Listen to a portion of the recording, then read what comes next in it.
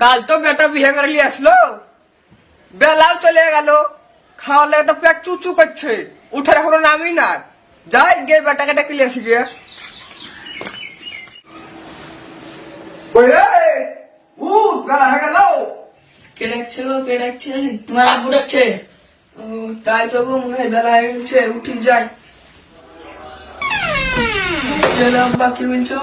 বিয়ে তো করলেছিলি কালকে, এখন উঠার নামই না। বেলা 8টা হয়ে গেল, তোর মাকে ডাক, একটু ভাত আনতে বল, খাতার মেঝে। ঠিক আছে আব্বা, বলছি। ও শিখা, উঠো, ভাত টাত রান্না হবে, বেলা হয়ে গেছে। আব্বা খুব রাগের লোক, রেগে গেলে মাথাটা খারাপ হয়ে যাবে। যাও, ঠিক আছে।